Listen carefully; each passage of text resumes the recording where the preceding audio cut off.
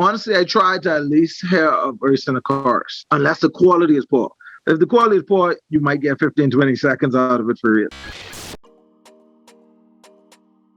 What's good, my boy? Big L in the building. The fact that you managed one of the most successful artists, the late, great MDeez. I just want people to know that you know what you're talking about and to respect the fact that, you got some serious clout in this game. So, Big L, welcome to the show, bro. Thanks for having me, bro. Like, I didn't know Dyson turned into, whole host and, having interviews and all that. When you throw this out, I was like, what? When? Well, all right, let's do it then. Well, the DK Nation Brown is set on really building up this industry. No disrespect to everybody else who I know would also be essential in getting this point across, but I just wanted to reach out to two of you right now. Artists need to know where they're going wrong or how they can go even better to get their music played on radio station, especially here in the Bahamas and then ultimately in the world. So the first question is, all right,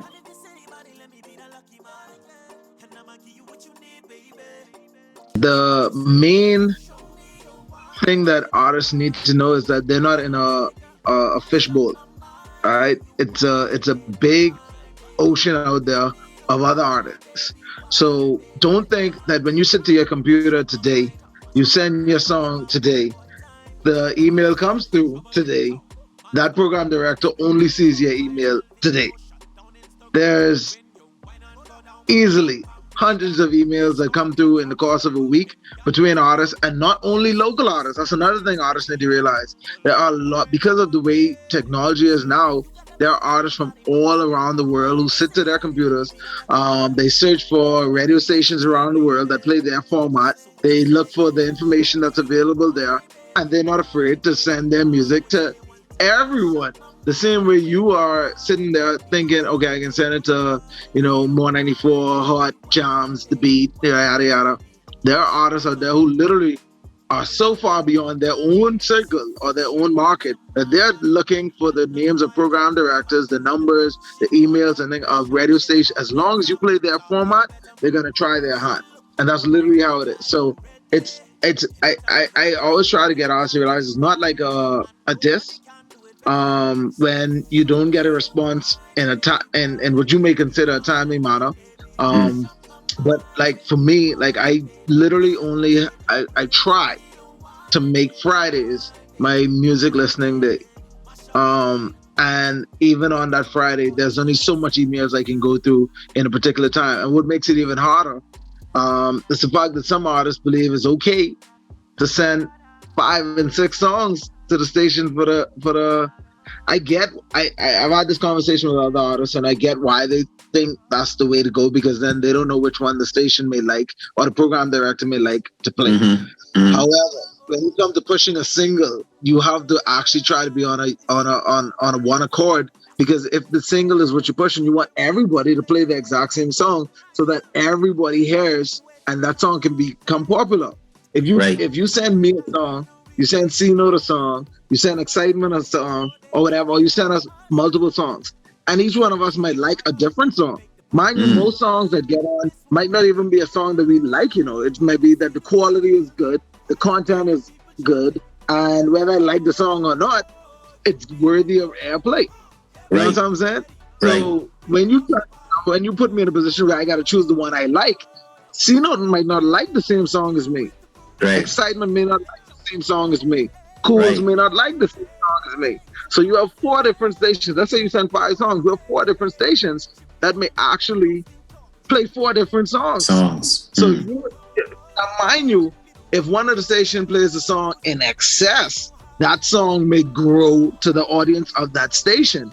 But you're limiting yourself of becoming a household name or one particular song becoming popular, because now it's spread across so many stations with so many different sounds, like no one knows what to identify you with. If you understand what I mean. I got you. Dyson's song, Show Me Your Wine.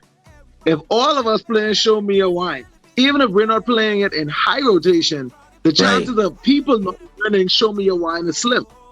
Right. You know what I'm saying? Because it's playing on multiple platforms.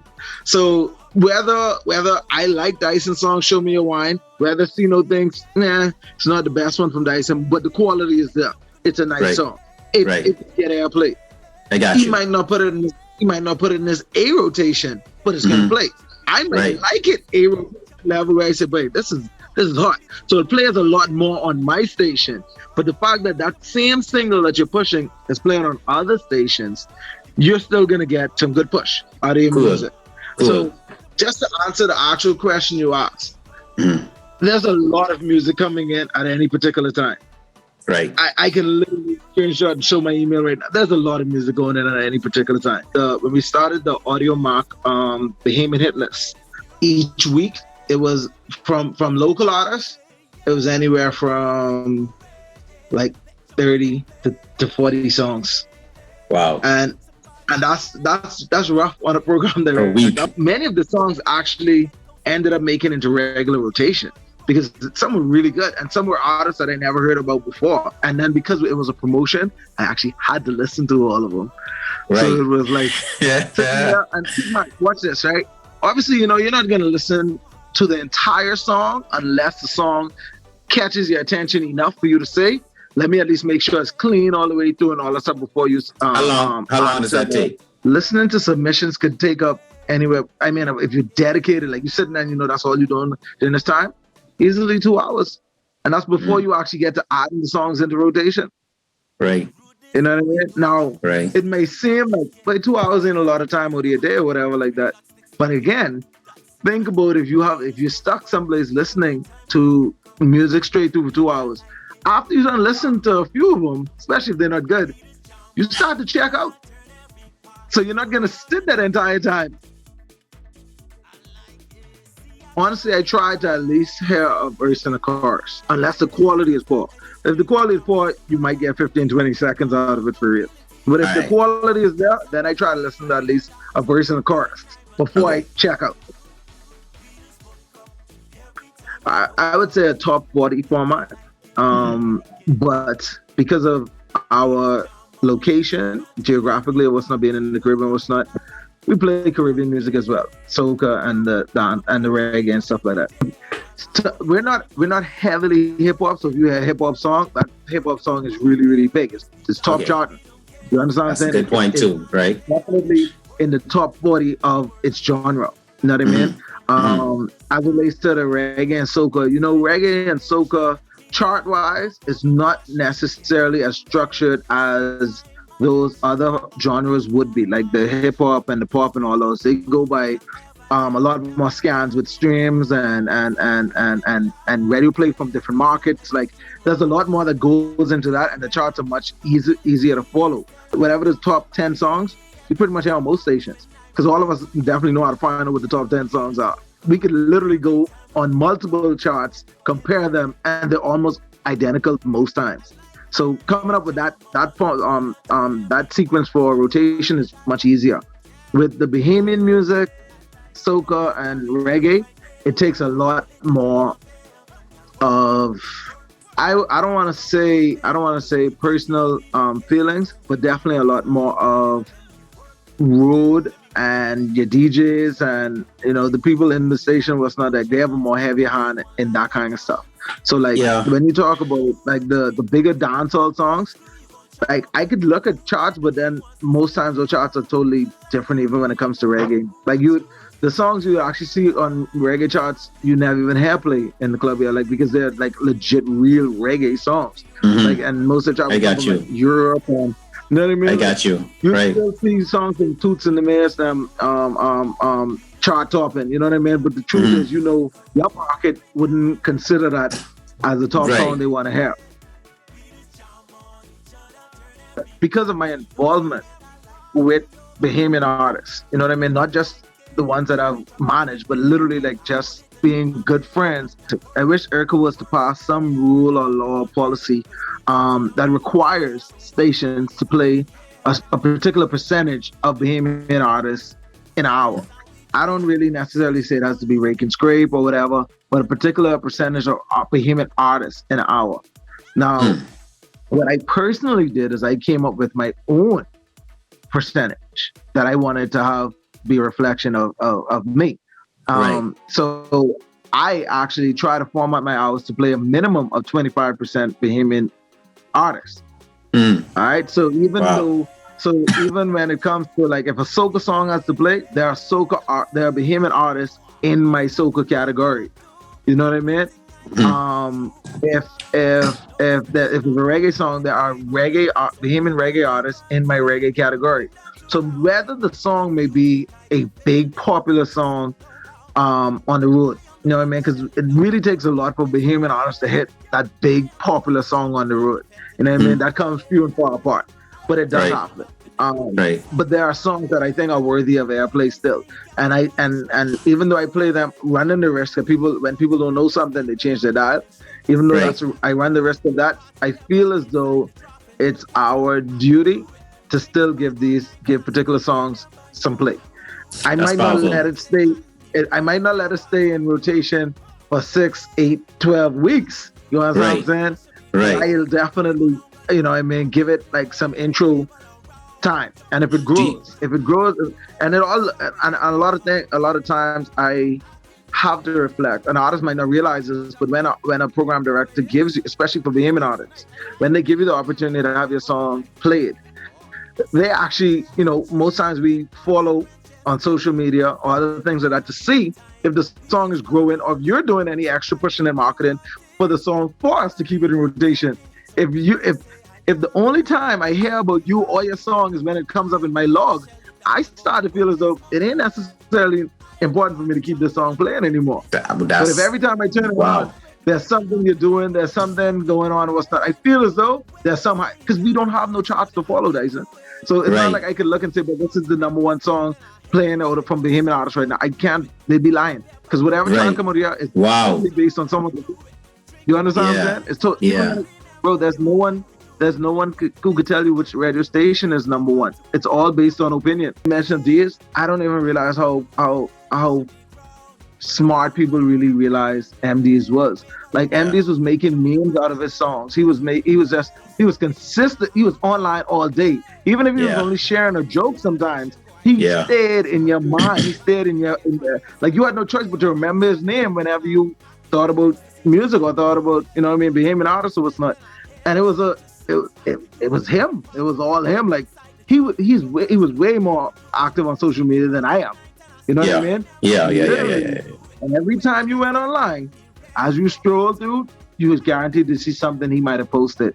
And he made, like I said, whatever was popular, whether it have been stuff from these little dancing videos or little TikTok this and that or what's not, he just added his music to it sometimes. Or he made reference to one of his songs in the caption. Like he just made sure that he consistently stayed on top of whatever that single was he was pushing. Like that's all.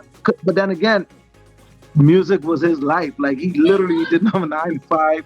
He didn't have kids that he was worried about. Like he literally was so focused on this that he made it work. Now, mind you, even if you have a 9 to 5, or if you have kids, or you have other things that may be a distraction, you still got to do it. Like it's not my fault that you're not putting in the time to become that popular or become that much in people's mind. And that's literally the difference maker. If you ask me, I've heard plenty of artists who are extremely good in my opinion, but they don't have that drive that he had. Like his social media presence got the attention of artists around the world, bro. Like that's what made it easier for him when he reached out and wanted to collab, or when he did, because they felt as though he was doing so much, bro.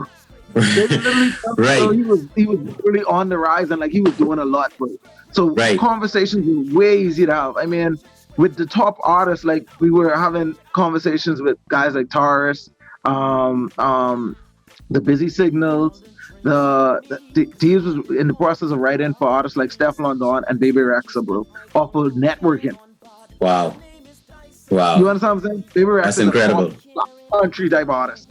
Yeah. But the networking and they hearing some of the songs that he wrote made it possible for him to just be in the conversation as, hey, let me see what presence, bro. Presence. They don't know him from the Man on the Moon, but they heard about him. His name came up in a different conversation with this one, and literally that's how it was working, bro. Dope. You know what I mean? Like shortly before his passing, remember when Style OG was here, right? Style OG had this concert by the soccer pitch or whatever, East Bay, and Stylo had heard about this. through Stylo's manager or what's not. When they're talking about coming to the Bahamas or what's not, like he heard about these and what's not because his manager used to manage Cure before, and of course, these along with Sketch and what's not, they've worked with Cure a lot. So he heard about these even before they got here. And when they got here, the manager hit me up and what's not, and was like, "Yo, what's going on? We in town or what's not, man? Bring these to the show and what's not, so him and Stylo could vibe." And bro, like at the show, they were vibing, talking to what's not, and Stylo literally asked him to come on stage with him. Now, in my years as a entertainer, DJ, even as artistry, I've not seen many international artists come to do a show and invite a Bahamian artist to share their time with them. Right. It may go the other way around, but yeah. Exactly. That respect level that they placed on him was totally like that's where he demanded his respect in the game, Like he made people feel as though if you come to my town and you're doing the same type of thing I am, especially if you have a link to me. You know what I mean? Like so would you say, and I have follow-up questions to this, would you say that the presence along with the right sonic value in your song, on top of it being a good song, not a great song, but a good song, would get you that it is the avenue to take, not to just get your music on international radio, but on local radio, but in the international market? Because I think that's pretty much the formula that you're saying that Dyson pretty much use. We didn't reach a point where Dyson music made rotation in Jamaica, but a lot of the DJs were playing his music in their mix shows. Right, we were still on the ground working really, really hard to get that actual rotation going and what's not. But when Dyson passed away, like Zip FM, Irie FM, all these stations paid some form of tribute to Dyson. His death was reported in the Star and the Gleaner. You know what I mean? Wow. Right. Just because the name was starting to buzz and, the DJs were starting to play it, like I said, or what's not. So, yeah, his focus, he was home, he made sure that he, paid respect to the radio stations here in terms of reaching out, doing media tours, these different things like that as well. But you have to remain, social media makes it easier, even though it's hard. It's still hard. Well, let's backtrack a little bit. My first stint at managing anybody really was Sammi. And if you would recall, Sammi also had a time of being the biggest artist in the country. A total household name, like where we were able to do. We did amazing things with Sammi Run, bro. Like the school tours, all were. I'll never forget this time, bro. We went to C.I. Gibson.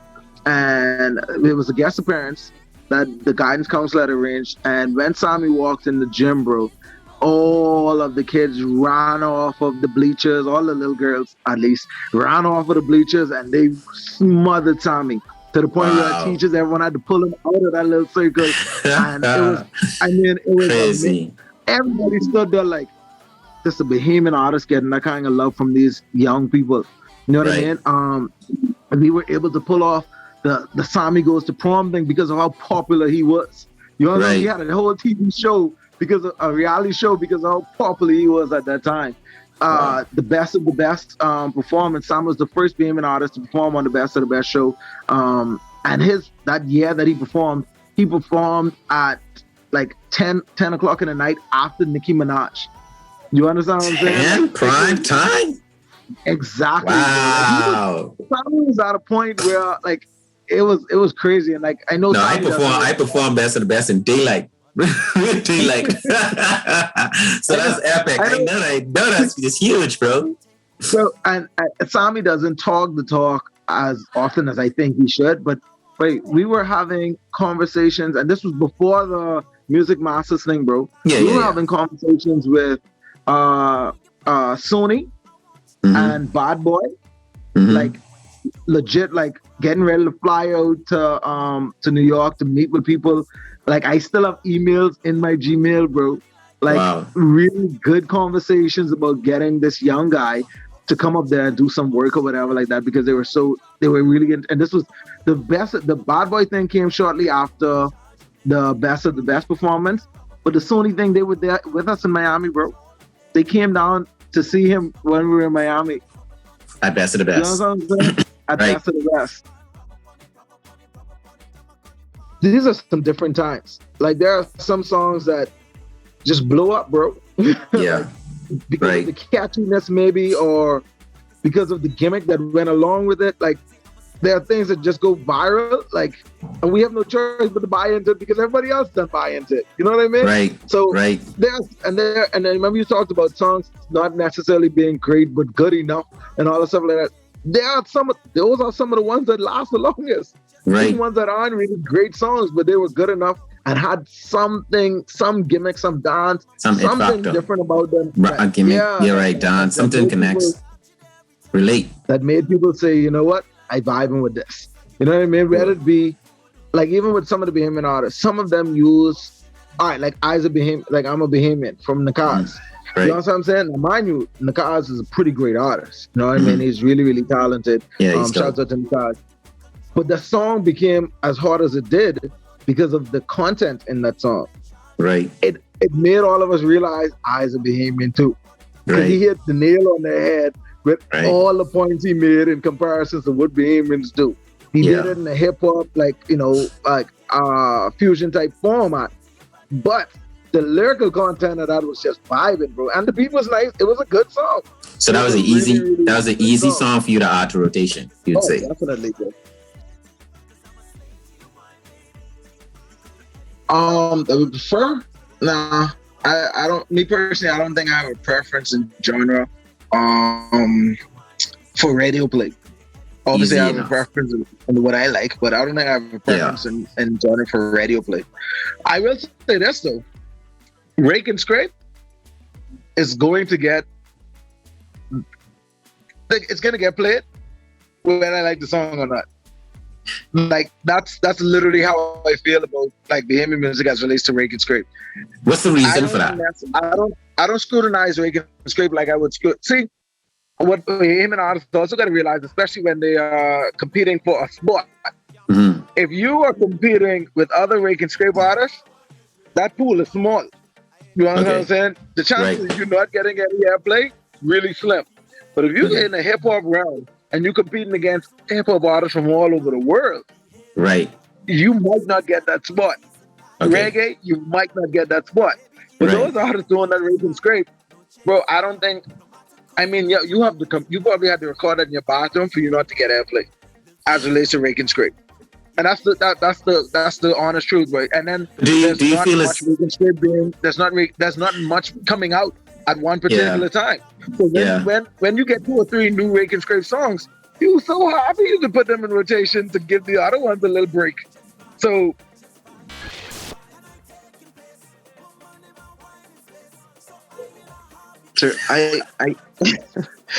I know your heart is in the right place and you feel as though but it comes across. I mean, to me it's corny, but I get it. If you feel that that's what you have to do, then that's what you have to do. Does it help? I mean, I don't knock you for it. Huh? Does it help? I wouldn't say it helps because I don't know if anyone else, if other program directors have spoken to this, but the truth of the matter is the jocks don't have permission to really change the music. Right. So if your song or the song you want to request doesn't really fall within their shift, very, very seldom, like it has to be something that they know has already been pre-approved or something along the lines of what's not for them to play it anyway. But otherwise, when requests come in, you try to get them requests, or even if you're playing back the call or whatever, you play that call back, because keep in mind, most times it's pre-recorded. So you play that call back when you're about to play. When the song comes up in your schedule is when you would normally play that call back. You know what I mean? Like music directors don't necessarily, or program directors don't necessarily like when the personalities touch the music or the programming. Because but when they do get the requests, do you then get notification as a program director that, hey, a lot of people are calling to request this song. Can I play it, or can you add it to the rotation, or do your jocks handle those type of situations that way? It would have to be probably to the point where they actually feel like themselves. Like, different people call for the song like almost every other day, bro. Like then they especially like after maybe the second or third time they couldn't play it or they didn't see it to play it or whatever like that. Then they get to the point like, hey, the song so and so and so and so. People really, hearing that vibe and that.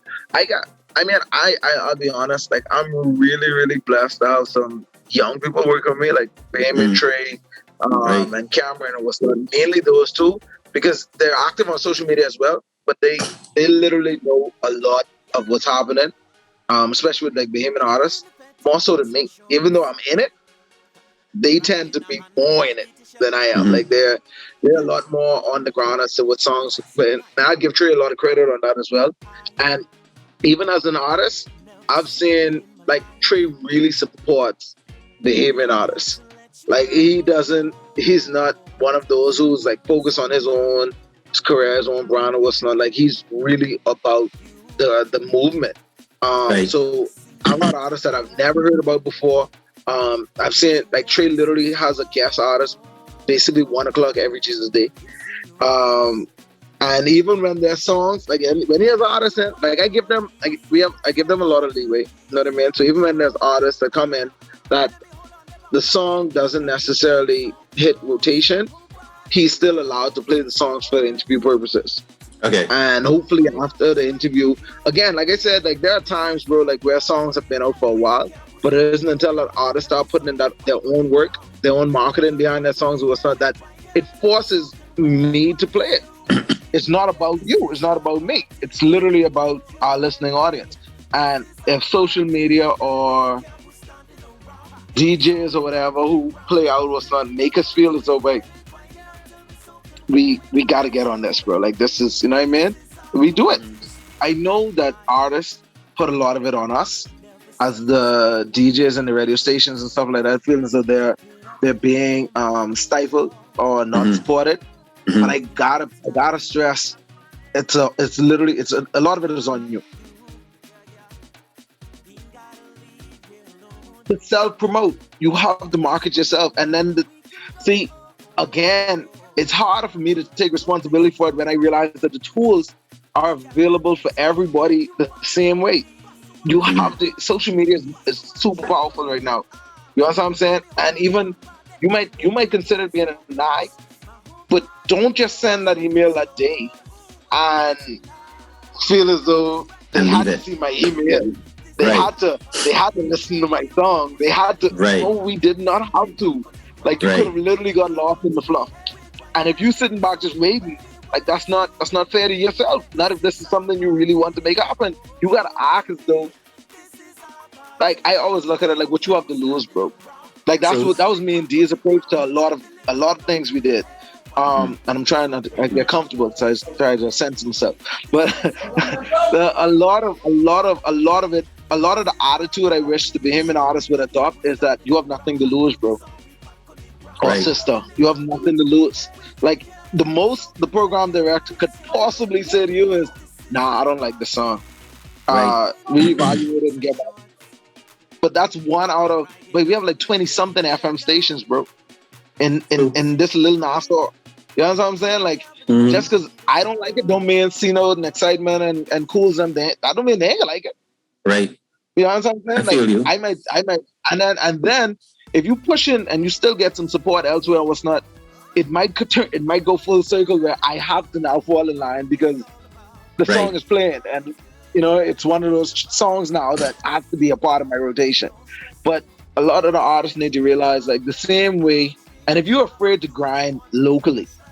Think about this. If you're afraid to grind locally, you get eaten tonight. Where do you gotta go? Like if you're scared to reach out and like really push your music locally, where are you? Who do you think is gonna support you internationally?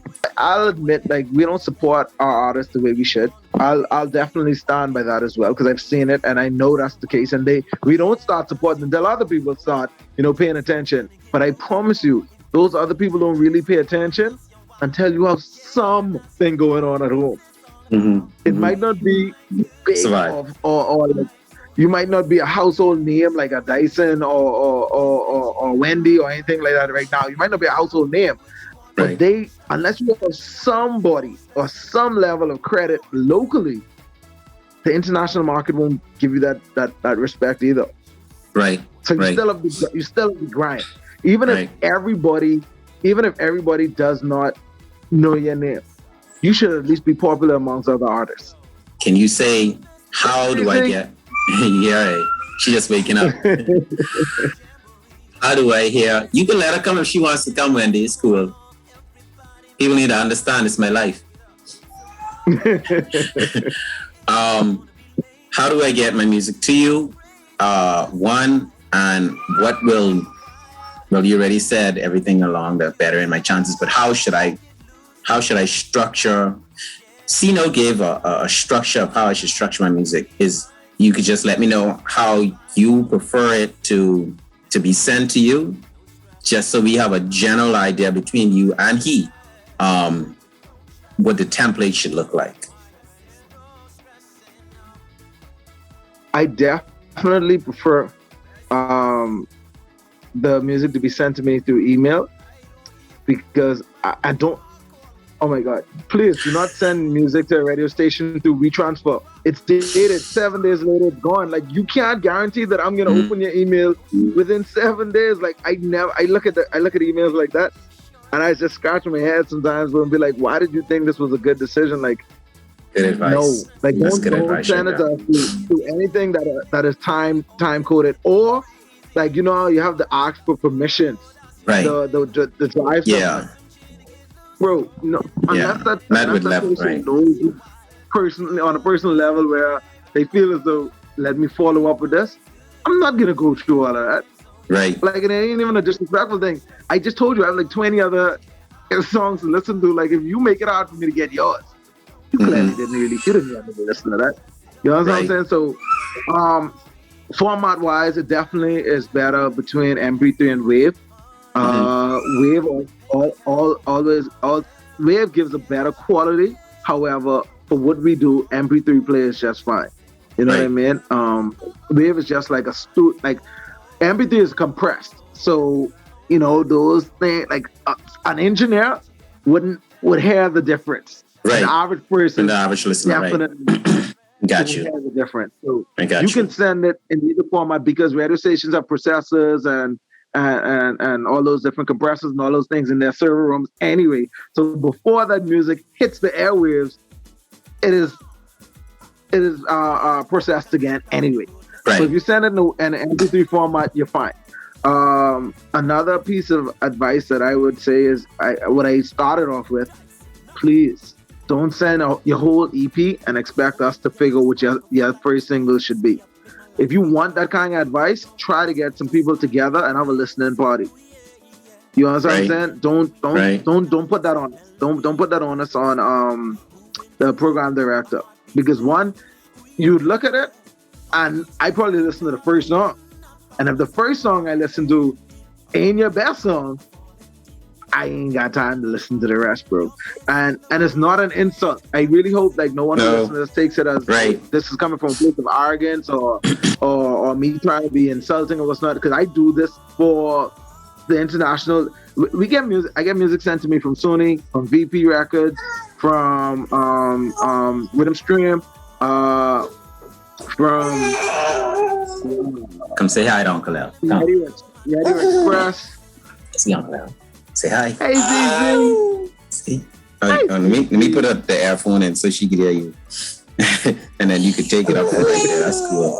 How people got to know that. This is what we do to bring the information to the people. Say hi now.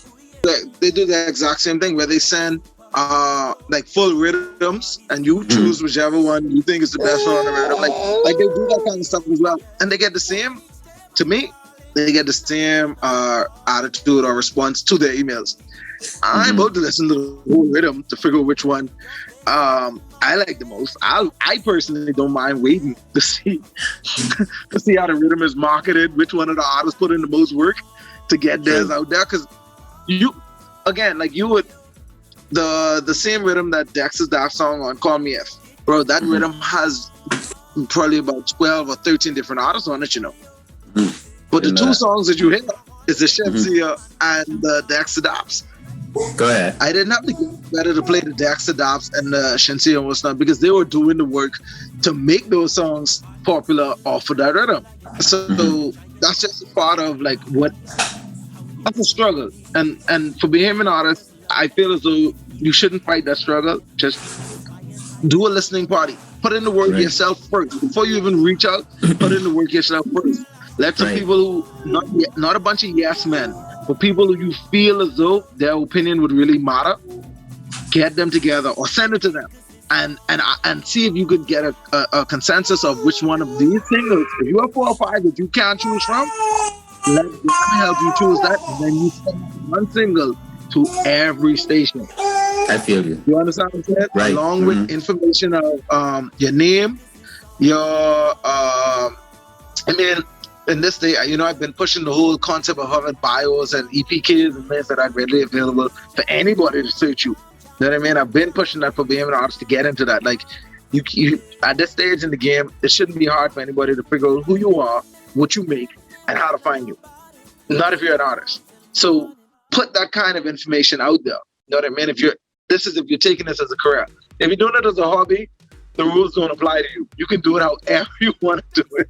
You can do it however you want to do it. But if you're looking at this as something you're really into and you want to make a career out of it, man, there's models out there. Just follow the models. Follow the models. You have to. For sure. And even though you might be competing on a local level right now, compare yourself always to the international acts. You have these artists who are out there, and you'd see that they don't release a single without artwork. You know what I'm saying? There's some digital artwork to go along with it. Even when you look on YouTube, before the video might be shot, there's a flyer, and the song might just be playing behind that flyer. But they always try to put some visuals to go along with the single. Do that as well. There's a lot of the cheap way now. I'm saying if the cartoon music videos that don't take away cheap, from, but yeah, it's cheaper. Yeah, right, true. It's very much cheaper. Much cheaper. Okay, it's cheaper. Yeah. So you know, if you're just starting out and you can't afford a $3,000 project, do the cartoon one, which is like $600-$700. You know what I mean? Mm-hmm. I'm just showing you how, and this isn't even the radio aspect of it. This is the career aspect of it. Because if you're putting in this kind of work, the radio stations won't be able to deny your credibility when you submit songs, because now you're getting yourself out there. And again, like I said, even for Bahamian artists, I feel as though you should be known in your circle. Like your co-workers should know your name. And I call them your co-workers because you're all working in the same industry. So your co-workers should at least, if you think about it, like, look at John Canoe. There are some names that every other group knows that person. Some people, they excel or they eat John Canoe so much, they feed into John Canoe so much that every other group knows about them. Even though they might only, every other group knows about them. If you think about track and field, there are some athletes that excel so much that even though you never race against them, you still know their name. You heard about them. You understand what I'm saying? That's how you gotta take on your music career. You might not be as popular as Julian Belair, but Julian should know your name. You understand what I'm saying? Like, true. Everybody might not know me like how they know him, but he's gonna know who I am. Right. If only from him seeing me studio-wise or, you know, at his event maybe, and I introduce myself, say, hey, bro, like, you know what I mean? I just do that. Like, that's how you become, that's how you get the credit. Because just as easy as me and Dyson could be sitting down and Dyson could be like, but you had a song from this so-and-so, simply because the person introduced himself to Dyson. Dyson just won't know if I have it. You know what I mean? Right. It might not even, you might just want me to send you the song. But because you asked me about the song now, and if I didn't hear about it before, you know what I'm going to do, right? Mm-hmm. I'm going to try and find out what this is. Yeah, research. And it's just a lot of work outside of getting the radio play. That's what I want artists to realize. The radio play is important. I'm never going to discredit it. It is important. It validates you as an artist. I'm never going to discredit it. But you have to know that is a small part of the pie. Like, there's so much you could be doing outside of the radio that the radio falls in line afterwards. You know what I'm saying? Like if you ain't a club person where you go into the different clubs and asking the DJ to play a song at the clubs, fine. But get a team to go and do it for you. That's the word. That's the word, bro. I mean, all this information, I mean, it took on a different course than the talk with Sino, but I believe that everything coming together really makes it. It's probably harder for me to stick to the radio part of it because, like you said in the intro, I've actually worked directly with artists. Right. So I don't view it as just a radio game. I view it as... And you're a DJ as well. So exactly. You're actual working DJ. So, you know, I'm just hoping that, you know, this information that when I put it out there, that local artists, and I'm sure international artists will be able to benefit from it as well. But I really want local artists to hear this information. You know, part of the DK Nation brand is to really put that music, put Bahamians on that international scale, at least the regional scale. Don't be afraid of no. If this is what you want to do, just go for it. Don't be afraid of no. Like and don't let the first no cause you to feel as though it's over.